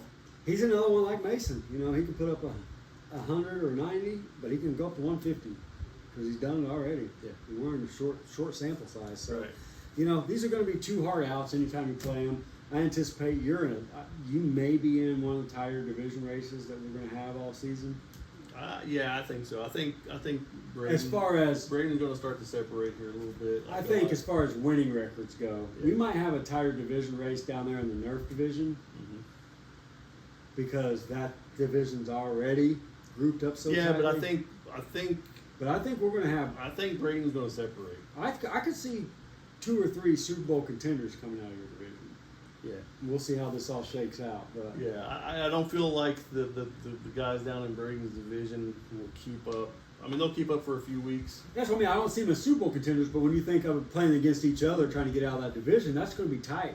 But You're going to have a division. You're going to have a division. But I feel like 6. I feel like out of all of us, me and you are sitting here undefeated. But I feel like when we get back to divisions at the end of the season, I think Braden's going to be the one comfortably ahead of the guys behind him than the guys in our division. Yeah, and I can see that. I can see him kind of separating But himself. we're going to be from going his into division games, still stuff to prove. I think he's going to separate enough from the guys behind him where he's going to lock his division up pretty quick. Yeah, you might be right, but when we talk about this, we're also talking about the fact that outside of those division winners, there's still going to be 3 other teams that make those playoffs. Right. And that's where So that's who things are keep- going to start jumbling Yeah, up. And that's that's going to be interesting to watch. So that's the thing is, can Donnie kind of keep pace with him a little bit and just stay relevant Yeah. enough to get in there? Can Dan get? Dan's going to be up there Yeah. no matter what. I feel like. So, with that being said, I don't think Donnie could have gotten off to a better start to the season to come out of that 2-1.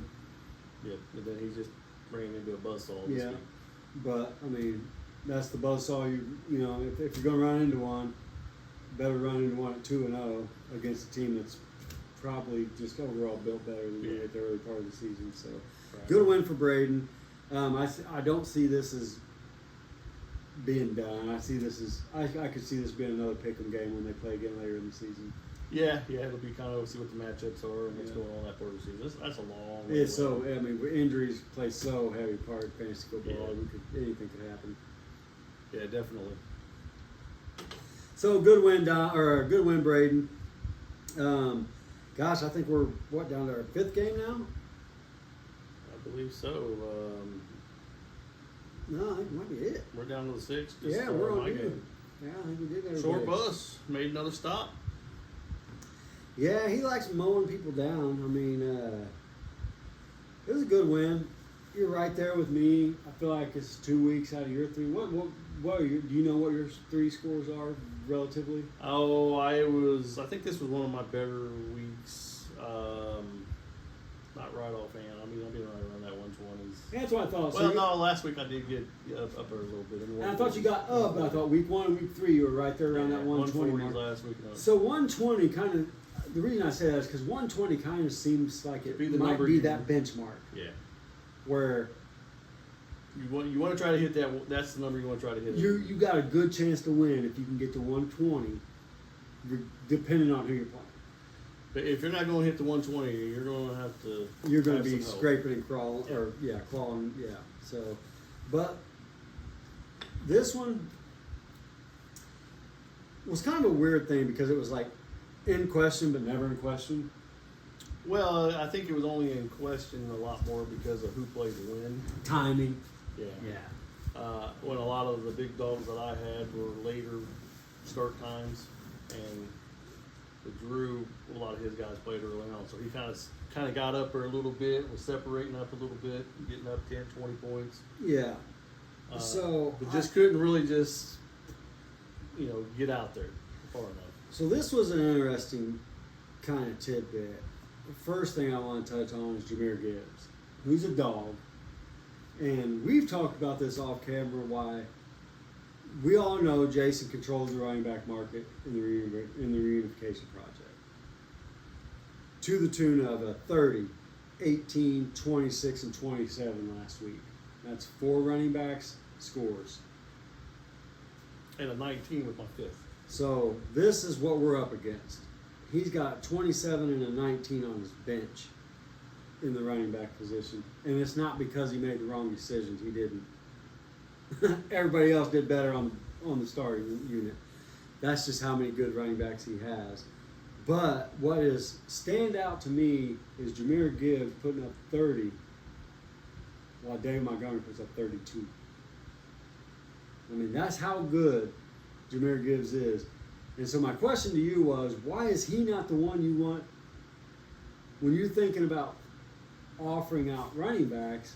Why is Gibbs not the one you offer out? I understand you put up a 30, but when you got a running back on the same team that has the ability to put up a 32, how does that not scare you off whenever you got a Hampton who's just taking over his... So here's the thing, too, is I know Montgomery's going to get all those goal line carries, 80% of the goal line carries. The thing that's always going to be there for Gibbs is 6 passes, 6, 7 passes. So he does all the receiving. He does all the receiving. He's going to get 50-50 share of the runs, but he is going to get 6 points, 7 points just in catches. And so when we think, when you think about the fact, and hopefully, and it's the McCaffrey thing. You know he's going to get 6, 7 catches, which that's 6, 7 points if they don't even get a yard attached to them. So keep in mind, like if you're a non-owner of either of our two teams and paying attention to this and keeping in mind the fact that the PPR makes that much of a difference. That 6 catches is a touchdown. Yeah. Understand that. Yeah, and that's why you see McCaffrey, Gibbs, Bijan constantly putting up 20-point games.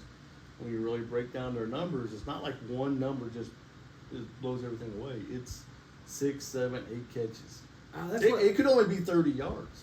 That's what kills me about like the way the Colts use Jonathan Taylor. Like he's so good out of the backfield, and they don't fucking pass him the ball. I don't understand it.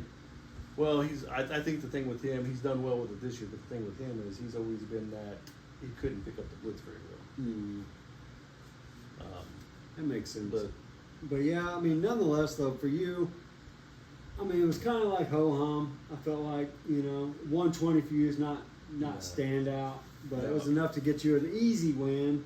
I mean, I got some glaring problems on my roster. Obviously, I went heavy with the running backs. It cost me a big time on the wideouts.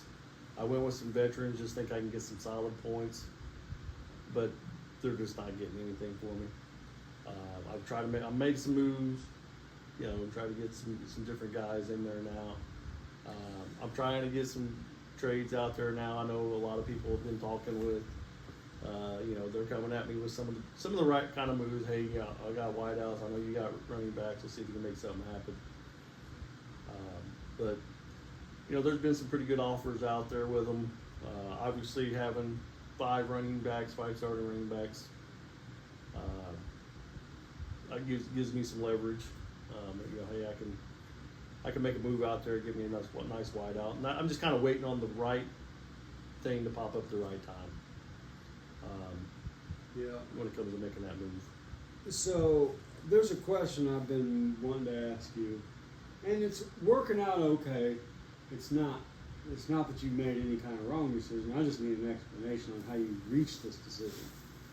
So after week 1, you had Dalton Kincaid come out as basically tight end number 1, and you benched him after week 1 for Juwan Johnson. He did not stand out over and beyond after week 2. How did you roll him out after week 3 when Dalton Kincaid enters week 3 as the number 1 tight end? So on the tight end position, if you've seen a lot of Bills game, it's another one of those offenses. They can go, Cook can have 3-4 touchdowns, and it's just completely in. Josh Allen's going to run a bunch of balls in there. You just never know where that offense is going to go. I kind of just went with that decision strictly on targets.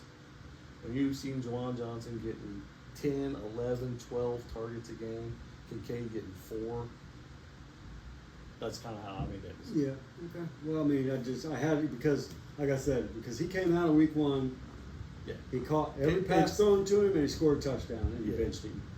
Yeah, and it's not that he played well. It's just that in that position, not having that, Bowers or some of them kind of guys like that are just kind of no-brain plays. Yeah. I just went with targets. I who's going to have the most opportunity to score.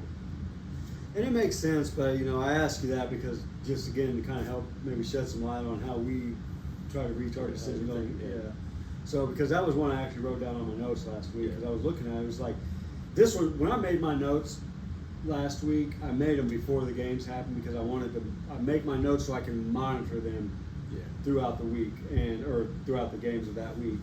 And that was one I was watching. So Juwan Johnson passed him over the past week. Yeah.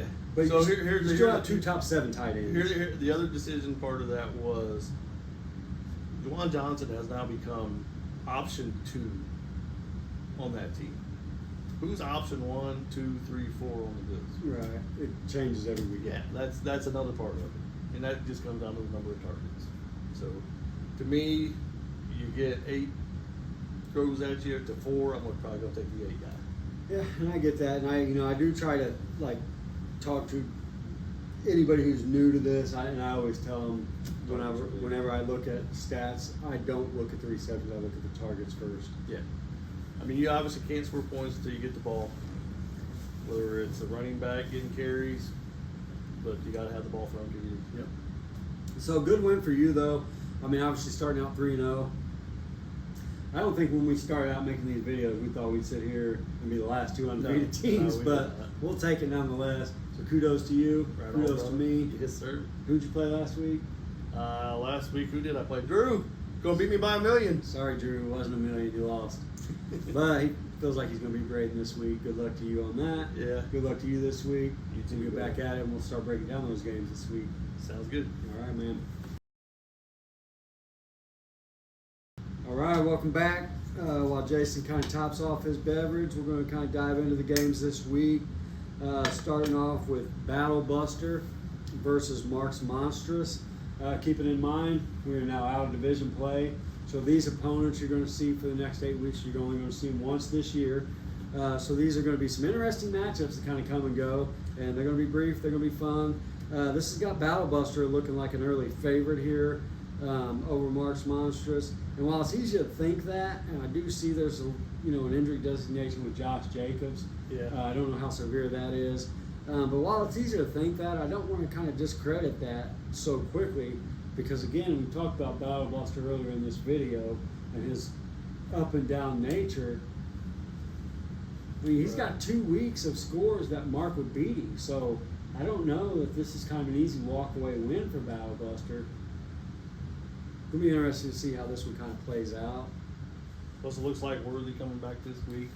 How effective he's going to be. Yeah, and the fact that he's kind of played him right off the bat, shows us, like he's kind of searching a little bit. I don't know that I wouldn't have went with Jamison Williams this week for that spot. Jamo's looked good this year. I know, and he's pull McLaren out of the lineup. Yeah, he's pulled McLaren out and put Worthy in. I don't know how I don't put Jamo in there, because everything I see has him as the start of the week this week. We talked about him earlier this year too. It's like, he put 3 of those Washington players on his team, and now he's getting into that, hey, who do I play when? He's got Debo in there at the flex right now. Yeah. So yeah, I think he's going to be fighting that all year long. Yeah, I mean, it's not that I can say he's making the wrong decision. I mean, we're just trying to break down discrepancies and how things could go wonky. But one thing when we talk about Mark's Monstrous, I noticed he put Trey Tucker in there after that big 44 explosion last week. But the real thing that stands out with me, I know we talked about it after our first week, is Ladman Conkey. Well, here's the thing that sticks out to me about it is he's also got Keenan Allen in his lineup. Only one ball can go to one guy. To play 2 guys, yeah, you're probably going to hit on one of them. But what's the chance that you're really hitting on both of them? Yeah, and I agree. But we also just talked about 2 Detroit running backs going over 30 points. San Diego, the Chargers, not San Diego anymore, but the Chargers do look like they might be the team out of that conference or division this year. Yeah. Justin Herbert may finally be the Justin Herbert everybody's expecting him to be. MVP candidate. You got other weapons stepping up on that team, with Hampton now taking over the lead back role. You've got Quentin Johnson holding on to balls. They have weapons everywhere on that field. So while it's easy to say, and McConkey's still going to draw that number 1 corner. yeah. So while it's easy to say, I don't know how 2 people could do it. I can see how they could do it. They could do it, but they ain't going to do it game. I would be scared to roll it out. But there's also another kind of mindset to it too, where it's like maybe you feel like at this point in the season, everybody's kind of throwing duds out there in our lineups. Every team has probably had a dud. If I'm going to have a dud this week, I want to make sure it's not one of these guys. Right. Or that I'm not leaving the other guy on the bench who had the good game. So I can see it going both ways. I don't want to knock him into it. The scary thing about it is, you got 2 wideouts on that same team out there. What if it's a low-scoring game? What if it's the running back got all the... Yeah, and that was last week, because, again, I had to monitor that game because I got Herbert, and going against Denver, they struggled. Yeah. And Herbert did not have a good game. No. And that offense did not have a good game. So then you have to have 2. So if that game happens again this week, where you at? Not Yeah. you, but Battle Buster. So that's a scary situation. Ladd McConkey has dropped a 3rd on that team in the pecking order, which seems diabolical to me. But the emergence of Hunter Henry, another guy. He actually had a pretty good season last year. But It was just that everybody thinks that that's a low-scoring offense. It's just another guy that just kind of falls in that category of, just like with Herbert, guys you kind of feel like going to be that next guy. Mm-hmm. When we talk about the tight end position, I know we've talked about before, Hunter Henry,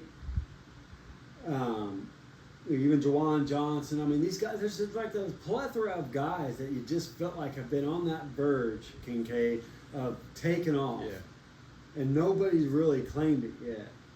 Well, we had this conversation earlier in the year, we were talking, I think we were talking about Drew's team with Bowers at the time. And yeah, he was considered the number 1 tight end at the time. But he didn't really separate from 2, 3, 4, 5, 6, 7, 8, 9, Right. 10. I feel like the tight end group, you know, I tier guys in the draft. You know, your tier 1 receivers, your tier 2 receivers. Yeah. When you looked at the tight end tiers, there's what tier 1 has got 7 guys in it. I was gonna say there's really not tier 1; it's just all tier 2, basically. Yeah.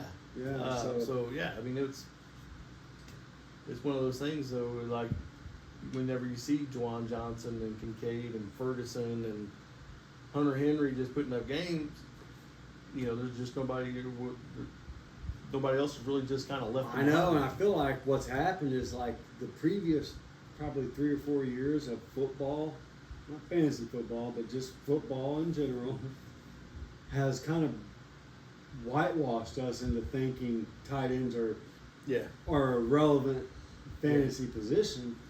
Well, I've actually seen a lot of fantasy leagues go and instead of doing a receiver, tight end, flex, combine the receiver, tight end as one position, and then still doing a flex.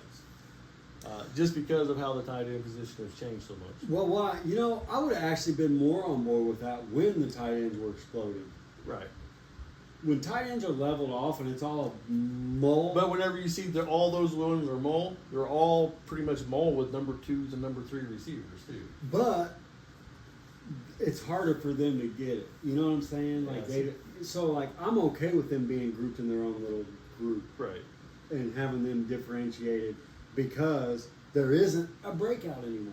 No. When we had 3 or 4 guys throwing up wide receiver numbers at the tight end position each week, I would understand that argument because it's like how can you know what I mean they're receivers at this point. Well, I mean, to me, the way I look at it is those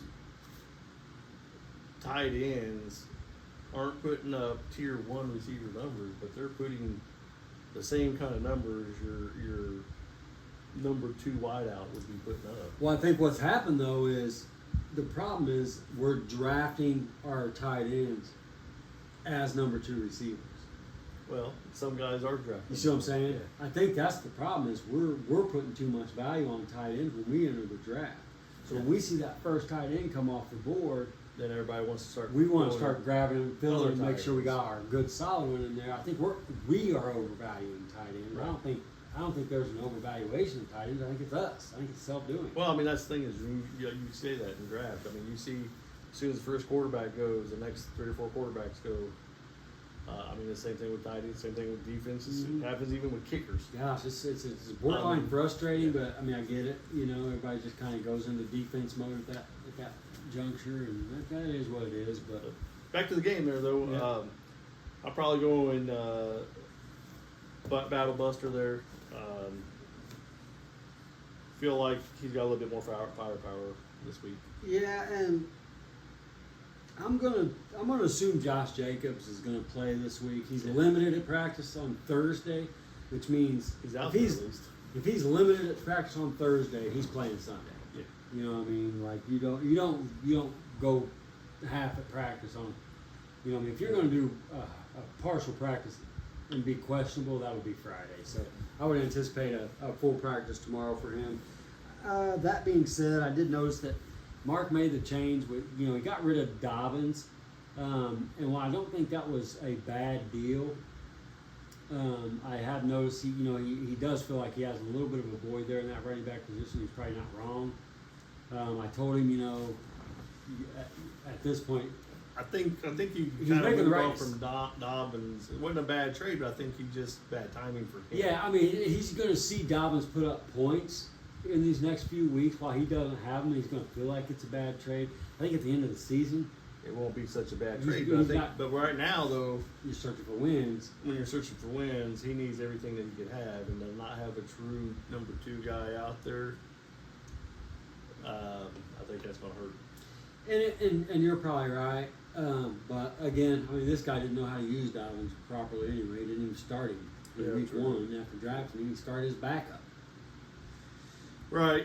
I mean, he did take the upside guy there, but the problem is, I think he made that a little bit too It's soon. a little bit early, but I get where he's at. He's searching. He's trying to make something happen there. So I agree that his roster's going in the right direction. I think this is a bounce back week for Battle Buster, though. I want to go by the kind of trend that's going on with him and in every other week. So he floated right around 90, then backed it up with about a 140, going back down to about 90. I anticipate him to be about over 120, and I just still don't think Mark can get over 120. No, I think Mark's going to be in that 100 to 110. Yeah. And you've got to hope that somebody. He needs a That's bad, yeah. He's got to play the bad week guys to get wins Yep, right yep, now, yep. And I don't think it's battle bus for this week. I got battle bus for. Next game I got popped up for me was short bus versus bedtime. Yeah, so this will be actually a pretty good matchup here. I don't necessarily. Gosh, I don't think as I look at rosters, just you're running away. When I look at names, but when I look at situations and timing, I think you're in a better position this week. You know, he's got Jaden Daniels questionable coming back in his starting lineup. Right. How effective is he going to be? I mean, obviously, if a guy comes out there and plays, you just play him at 100%. You assume he's 100%. Right. If he's willing to put himself on the line, he's 100%. So that's kind of the way I see it. I'm a little bit kind of curious on your Juwan Jennings move there. Well, I've been getting zero pretty much, nothing out of wideouts. Just searching. It's just throwing something up against the wall, see what sticks. Yeah. Obviously, if I'm going to do well, it's going to be the running backs. It's going to carry me, and then in some nice pieces here and there. But I just felt I needed some different mojo going on at the wideout position. Did I make the right move? We'll find out at the end of the week. Well, I'm not going to say you made the right move, but I think it's going to be enough to get you a win. So I'm going to be picking short bus driver this week. My thing with Donnie is, I'm actually going to, I hate to say this, but as I look over the scores, there's a game actively going on right now that's involving Donnie's number one receiver. And the concern we have with Marvin Harrison Jr. this year seems to be pulling weight every time out, where he's just not getting the volume. And I haven't got to see them play, but I'm hearing that he's not been holding on to the ball. Drops. Yeah, so Wide open drops. yeah, so I mean, if these are the problems. Is he going to put up some points here and there? Obviously, Yeah. he is. He's talented. But we're in the second quarter of that game, and I'm already only seeing one reception for 6 yards. That's kind of telling me like they're not even trying to get him off to a good start, get him. And that's kind of when you throw in the whole Connor being hurt thing. Like you're like, oh man, how will they not? Yeah, I mean, it's like, when you look at the Colts, when they started the first game of the season, they got a new guy. What'd they do? The very first play was a dedicated pass play to Tyler Ward. That's what I don't understand is like, these how do you offensive coordinators have plays designed to get a certain guy open. Yeah. And when you have a guy like Marvin Harrison Jr. coming out, how are you not designing 4, 5, 6 plays a game that just puts the ball in his hand Yeah. to see what happens? Yeah, I mean, the Chiefs figured that out real Every quick team with Xavier figures it Worthy. out. Yeah, every team has figured that out. Good gracious. So, I mean, I feel like that is actually a problem to monitor. That's nothing we No. can affect. I think it's a fundamental organization problem there. I just think it's one of them offenses. Can they put up points here and there? Yeah, but I don't think they can just constantly put up to 25, 30, 35 points. And then, the tight end, he's a beast. But, that's basically all they got really going for them. Is that who is it? Right. Yeah, and he is a beast. But yeah, I mean, teams are going to figure out pretty quick that just roll a safety over the top, cover him with a linebacker, double him with the safety, and you're pretty much good. Yeah. So, I see this game being a little bit closer than maybe anticipated. You're going to be running into problems though, real soon. Oh, I know. Like it's not so much on the talent you have, but you're going to be in the same boat that we talked about too, where you got to pick on who to play each week. I mean, you're already benching, a number one running back, a number one receiver, and you got a number one receiver about to come back from suspension. And another number one running back sitting on the bench. So because Judkins just took that job. So Obviously, I'm still sticking. This week you got you're doing what you're doing, but these are problems I don't want to have. I would rather trade off that shit and upgrade my starting lineup so that I can just have a starting lineup and my guys to fill in for bye weeks. Right. I hate fucking making those decisions. So it'll be interesting. Obviously we're out there trying to make moves, trying to fill in those wideout positions. Got some commodities to do it. It's just a matter of just finding the right fit for me. Yeah, but I mean, here I think you're. I see this going as you're going to be rolling into 4-1 or 4-0. I don't know that I'm going to be able to match suit this week, but I do got you on a good matchup. I got you 4-0. Yeah, I do feel like I do got the better matchups. Does he got some guys that can score some points? If Daniels has a great game, Saquon could always put up some huge numbers. Zay Flowers can always put up some huge numbers. Yeah, so a couple of things. Again, I'll go back to the fact that I was able to watch more football this past weekend, so a couple of things did stand out to me, and I know it's something we talked about off camera when we were golfing earlier, but, the inability to fucking involve Zay Flowers is concerning. It seems like he only had like one first half target or something like that. It's really weird, and it's like, when you watch him, it's starting to seem like when they give him the ball, they're doing that what we just talked about with Marvin Harrison, which is a good thing. Yeah. They're figuring out ways to get him the ball. But it seems like they forget about it. Yes. I mean, obviously you got Henry back there. You're gonna feed that. Lamar's gonna do what Lamar does. But it's kind of one of them things. Like, he's one of those guys that's dynamic. If you give him 4 or 5 design plays, Right. get the ball in his hands. Yeah. See what happens. Yeah. So, and I think that's kind of what they're trying to do, but I think they forget to fucking pass him the ball. Yeah. They want to do gadget plays for him, but they forget that he's a receiver. So, Right. That's a little concerning. But other than that, I mean, we talked about the Marvin Harrison issue, but one other thing that stood out with me was Javonte Williams. I'm, a little concerned about that situation there because, Miles Sanders will vulture some goal line carries, but they do have a rookie that they like, Blue, Yep. and he will be a factor at some point in this season. Mm-hmm. But if you have watched the Cowboys at all, Javonte Williams runs hard. Yeah. He is I think dog. what he's realized is after leaving the Broncos, he's basically in that spot where he's either going to have to shit or get off the pot. And I haven't seen a running back yet this year in the early part of the season playing with the. But the thing about it is as well as he's actually been playing, and they still throw Sanders out there. Yes. It's like, oh, man. It is. That's what I mean. Like there's nothing to look at like, well, they're going to start feeding him more because of it. I think it's what you're going to get with him. And then I just like what I'm seeing from him. Yeah, he does run hard. I don't think he's going to lose his job. Let's put it that way. No, but I mean, he's still. But I don't think he's ever going to be the one. Yeah, but you remember game 1, he comes out, scores 2 touchdowns first game. So, Yeah, weren't they still using Miles Sanders in that? Right there next to each other. Weren't they still using Miles Sanders in that though? Yeah, not as much though. Yeah. So again, though, it's just going to be sometimes he's going to get the touchdown, sometimes it's just. Well, the thing is once it gets inside that 5, though, it seems like they're going to go with Sanders. Yeah. At least that's what they've been doing Right. recently. Which is weird because he doesn't seem like a heavy runner like that. It's just that he's slow Shifty now. or He's what? slow now, though. I mean, he still runs a hard, and he's instinctive. He knows how to hit the right hole. It's just that he can't break out no more. Right. So, but I mean, we know how this one's going to go. I anticipate getting this game right. Yeah, I'm gonna go with myself on that. I'm thinking the running backs and kind of keep. And I think bedtime's trending in the wrong direction right now.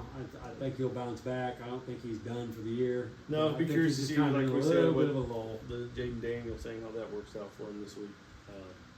We'll get a boom out of him. It could change things. It could, but I don't see him being on a week where he's going to go over 120, and I got him over 120. So it's pretty simple.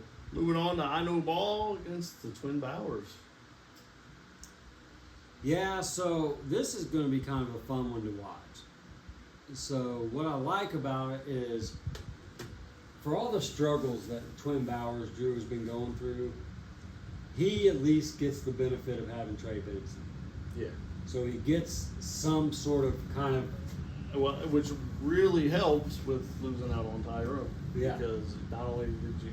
Yeah, not only did you lose CD, but you lost Tyrone. Yeah. So at least you got something kind of at least to make. And he's got pieces to plug in those receiver positions. Obviously, he doesn't have CD Lamb value, but he's got something where it's like at least volume guys maybe. Yeah. I don't think it's going to be an easy win this week by any means, Again, I talked about my concerns with ETN earlier in the video. As I look at the numbers right now, it looks like Jackson Smith and Jigba's a little bit down today on his workload. So that's a little concerning because, he is a high volume guy. Mm-hmm. This is kind of one of those weird things where, like, I hate to just look at first half of one game and try to make a decision on the week, but I feel like there's two kind of heavy hitters involved in this game. I feel like the discrepancy that I'm starting to see already, I'm going to pick the upset. I don't see Braden having another 145 point week or more. I see Braden kind of coming back to reality a little bit. I feel about Travis Etienne. He is human. He is what he is. He doesn't have high value because of a reason. I feel like that reason is going to start to show itself. I think he's going to kind of level out and get right down there more like 110 to 120. I can see Drew getting over 120 this week. I got an upset. I'm going to stick with Braden on this one. I don't think it's going to be the big blowouts. I don't think he's going to get the high points. I just don't know if Drew has made enough moves yet to get improved his team enough yet. Oh, I don't think he's improved his team. Yeah. I'm just going on a kind of a flyer type situation. Right. Devontae Smith, he can put up some points, but he can also Lay the old down. AJ Brown Yeah. thing that we talk about all the time. I mean, you talk about Devontae Adams all the time. I mean, he's playing well right now. Can he sustain going up against good defense this week? Yeah, and I feel like with Devontae Adams specifically, I feel like, can he sustain it? No. No. But can he sustain it for the first half of the season? Possibly. Right, and I mean, and just the whole, Jonathan Taylor, Lamar Jackson. I mean, I think. And see, I think actually this is a tough matchup for the Colts as well. I don't see Taylor having a huge day. Yeah. I mean, he's coming off back-to-back pretty big days. I feel like everybody on his team is kind of peaked. Not peaked, but Well, I mean, I see you think it. it's hard to throw up those back-to-back games like that, And I feel like when you're coming off of 169, you had a lot of guys peak. Yeah, but I still think he's got enough firepower.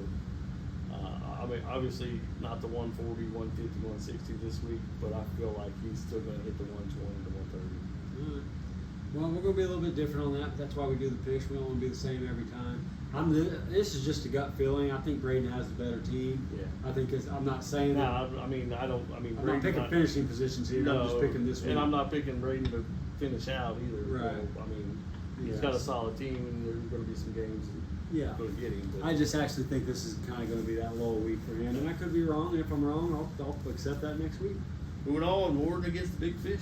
This will be interesting. This will be a fun game. This will be interesting. Gosh, I'd love to put these guys in a room together and hear them talk about it. Yeah, I'd like we to wouldn't sit get a back. word in edgewise, would we? Shit, we got to listen to that one. No, this will be a fun one to see though, because this is two guys that want to win and need to win. Yeah, and I think both of them are, right there kind of teams that are both, battling real solid rosters. And I think it's going to come down to who makes all the right picks in the lineup this week. So let me ask you this, because both of these guys have a division leader that's 3-0, and they both sit at 2-1. How important do you think this game is for these For two? both of them. Yeah.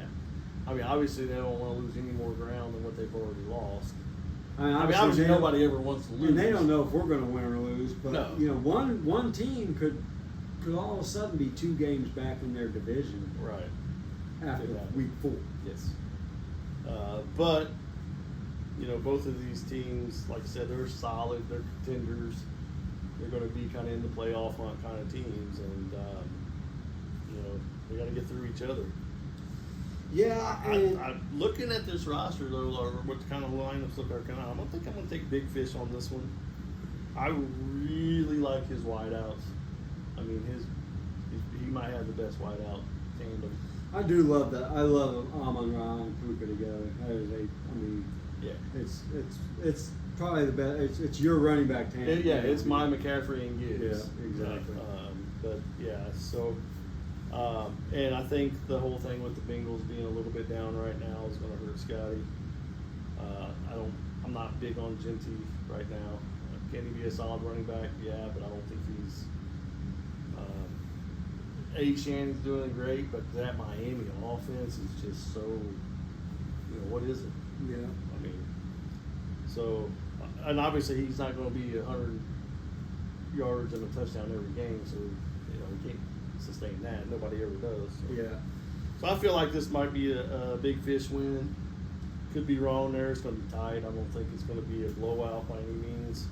Yeah, I mean, this could be that 120, 119, Yeah. 122, And I don't disagree with that at all. And I'm actually going to go the other way on this one again. But again, I do see it a lot of the same way. I just have Scott a little bit better in a couple areas. I feel like his quarterback's better this week. I feel like better to the point that it's going to make a difference in this game. I think he's going to be probably at least 5 points better. And I see this as being a close game, so that 5 points could be big. I agree with you on Achane, but I don't think this is the week where he starts to decline yet. I think it's coming. I don't think this is it. Well, here's how kind of Chase isn't going to do shit. But I'm looking at it this way. I think the running back, just the two running backs versus two running backs, I think that's kind of a push. And then when you look at the wideouts, I'm favoring Dan right there. Scott probably has the better quarterback. It's real simple for me. It's quarterback. Because I'm with you. I can kind of wash out all that middle part of their rosters. It's the flex and the quarterback for me. I feel like Brees Hall's a little bit better than. I don't like Hawkinson against that Pittsburgh defense. No. I like Brees Hall. I know he's playing. He's playing Miami. Right. They give up shit all over the field, whether it's passing or rushing, and he does it all. I think he hit a 60-yard touchdown at any moment. So I do like that better. I can see Pitts kind of hanging around Ferguson, so I don't think he's going to run away there. I think at the end of the day, this game might come down to Genty versus Scadam. I mean, if that's the way you want to look at it, I'm looking at it as Caleb Williams against Geno Smith. When I see Caleb Williams got 5 points better, I got him at winning by about 3. Yeah. So like I said, this is about a toss-up game as it gets for us, but we got to pick somebody. Yeah, you're going Big Fish. I'm going Scott and the Warden, and we'll be interested to see how this one. Boy, it would be interesting to sit back and watch them two go. Yeah, I would love to see them sit with each other and watch their game or watch a game.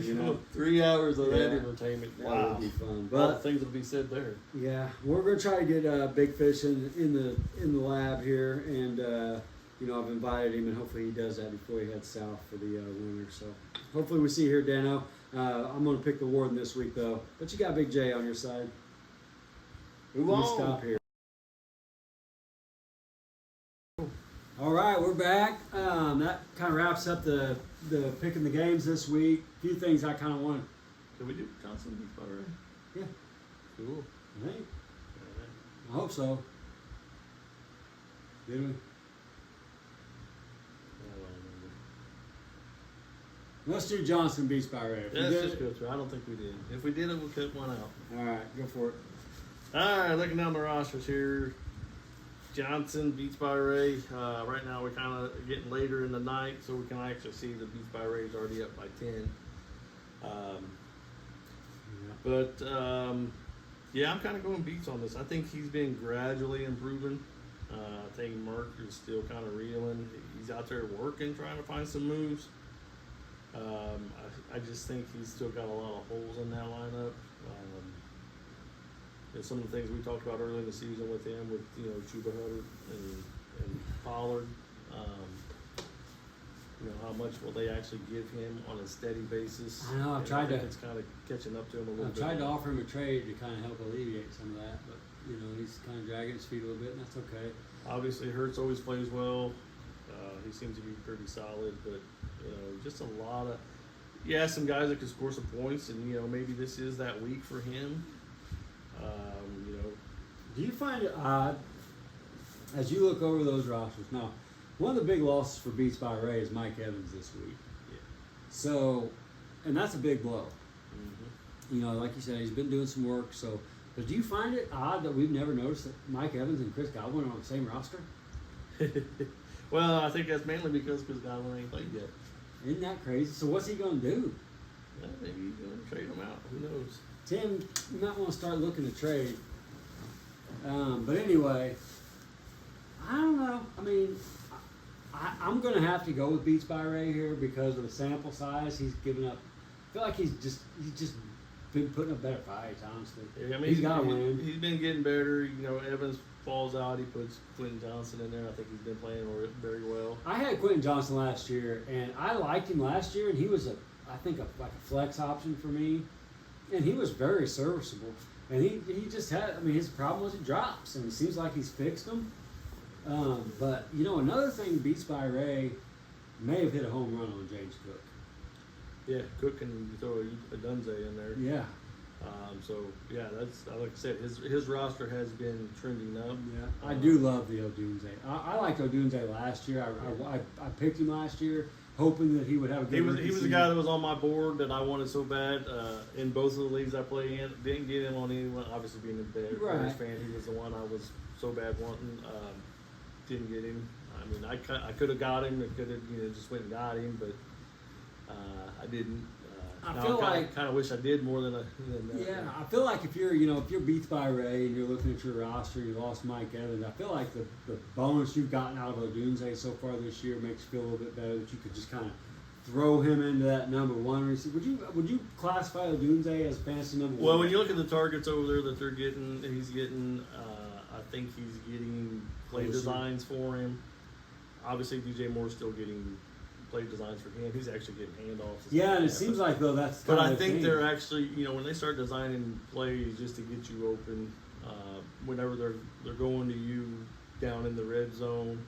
And that's the thing is, I think Odunze is becoming their number one receiver. Yeah, and I think DJ Moore is going to be the new Debo Samuel. Yeah. So where you just get the ball in his hands. Yeah. Odunze is your receiver, and DJ Moore is your X factor. Right. And I think that might be where the Bears might be shifting towards, and I think that might play into Odunze's favor. Yeah. I'd like to see what happens there too with Luther Burden. He get three. I know. I looked at him there. so hard this week in that way. I can't believe he made it through. Yeah, and I actually had. I don't know if I drafted him in this league or one of my other leagues, and I kind of moved on from him just because the volume's not there yet. Yeah. But you can just tell that that's one of them guys that's going to get something. And he's going to be the big play guy. He's going to be the. So who is that? Dude, he's going to be like Deshaun Jackson. yeah. You know what I mean? Where he'll put up. Yeah, he'll put up a 30 spot on 4 catches. Yeah. So, he kind of did that with 3 catches last week, and 100 some odd yards, a big touchdown. So yeah, I mean, I like the direction Beats by Ray's going. yeah, I think he's trending in the right direction. I think Mark is trending in the right direction, but I think he's still solidifying his roster. I think he's still in the middle of making moves. And I say in the middle of making moves. I think he's processing some trade offers right now. I got one offered to him. I haven't spoken to him today. I spoke to him last night for a second. Well, one thing I will tell him, we talked about this once before in the year. Big Dan when he started, what was he 0-6? 0-6 and won Super Bowl. And lost in the Super Bowl. Or sorry, but 0-6 and lost in the Super Bowl. Mark, just keep working at it. I mean, it's not over. I know it's borderline frustrating because Mark puts in the work and wants to, and I've never got to see it actually be rewarded for him. So I actually hope he's able to turn it around, kind of get to a playoff caliber because that's going to be a lot for him to want to keep doing this thing. I'm not sure he's making playoffs. No, but in the last 2 years. But he's still having fun with it. He's still working at it. Yeah, so that's why I want to see that hard. A lot of it's even the learning process, how it all works Yeah. for him. It's a lot, but keep working at it. I don't think this week. I think Tim's got him this week. I think his roster just looks a little bit better. Yeah. So definitely going on with it. Yeah. So that's kind of where we're at. I think that's going to kind of probably finalize our picks this week. Hopefully we had a good week. But before we move on, let's talk about the week before. Would you like to hear how we did last week? Yeah. So I know what our records were. I'm going to pull up the actual games that we missed while we're sitting here talking, but I will tell you quickly that I'm 3-3 this past week. You were 2-4. for the second of 3 weeks. You were 2-4. So I believe that brings you. So you're 2-4, 2-4, 3-3, right? So that brings your total to 7 and 11. I'm 3-3, 3-3. I was 3-3 last week, guys. So I'm 3-3, 3-3, 5-1. So my total is what? 11 and 7. 11 and 7. You're right. 11 and 7. 7. Yep. So not great, but I'm at least on the right side of 500. It's hard to pick these games though, man. We got such. Actually, try to see how you do one week. Yeah, pick the games with us. Send me Be a bold. message. Be bold. Put it out there on the Yeah, I on the mean, board we, if you want. like that's why we want to get get other people picking just to kind of see what everybody thinks. I mean, who's talking about to care that we missed a game? Yeah. Nobody says anything. I mean, it's all fun for us. We enjoy it. So me and Jason actually missed the same 3 games last week. So it was the games we chose together, which was obviously Mark Fincham getting that big upset win by 2 points there. The Warden, we did not have high on our board last week, which I'm sure he wasn't very happy about. So I'm sure he loved getting that win right in our face. Well, he didn't say much today on the He golf didn't have course, much to so- say about it, but he also didn't have much to say after I whooped his ass the week before either. And Big Fish was the other one that kind of let us down. I thought he was going to have a better showing last week, so I feel like he was the one who let us down. Happy for Mark Finch for getting his win. Yeah, great job, Mark. Yep. The Warden, he's always a competitor, so it doesn't surprise me anytime he wins or beats somebody. But Big Fish, I was expecting more out of him. I need you better, Dan. But so that kind of brings our total where they're at. So what was I, 11 and 7? Yep, 7-11, 11-7. Man, yes. That's all right. All right, but I can't pull away in the records. So that's where we're at. We're going to stop right here and we'll kind of close down the show. All right, we are back. Our little final segment of the show today. I want to thank you guys for joining us. I want to thank Jason for having us over here. It's always a great time sitting down doing this. So kudos to you for being 3-0. We'll see what You too, happens brother. next week when we do it again. Oh yeah, it'd be nice to be the 2-4-0 team, wouldn't it? Yep. So I'm looking forward to it. Obviously, we've said it before. Can't express this enough. If you guys ever interested in coming and joining us for a show, we'd love to kind of figure out a way to sit you in here and have you on here. Donnie did bring up a good point, and Jason and I will talk about this off camera about the possibility of putting somebody on Zoom behind us, and that would kind of be kind of cool. Yeah, we might be able to work that out. Never did think about that, but so Still idea there. Donnie did kind of give us a surprise call, which was in the Yep. show earlier today, but he dropped a Special little bit of guest. good ideas for us. Well, So, special guest. so I hope you guys are watching these videos start to finish because you never know what's going to happen. And again, please, come on, guys, let's get you out here. We want to see, we want the other owners to see who you guys are. Be confident in your teams and get out here and talk shit to the other guys. And we want you guys picking these games too. The more active we are, the more interesting it is. So. Well, one thing I'd like to say for sure before Dan heads back home down to Florida, let's get him, a special invite to you, Dan. Come on out, hang out with us. We'll have a little fun with it, make a night of it. So we but like anybody else, everybody's welcome. So we record on Thursdays, guys. If you're anybody who plays golf, we actually sit here and record inside of the golf simulator we have here at Jason's house. And so if you're a person who golfs, get over here, kind of around 5:30, 6 o'clock on a Thursday. Get the recording out of the way, and we can get some swings in too. So Right on. Dan, definitely you, man. We'll get you over here. Other than that, guys, have a great week. Good luck to you guys. It'll be fun to see how this kind of continues to transpire. I look forward to being 4-0 next week, sitting there next to my partner, and we'll get back at it. Right on, brother. Good luck.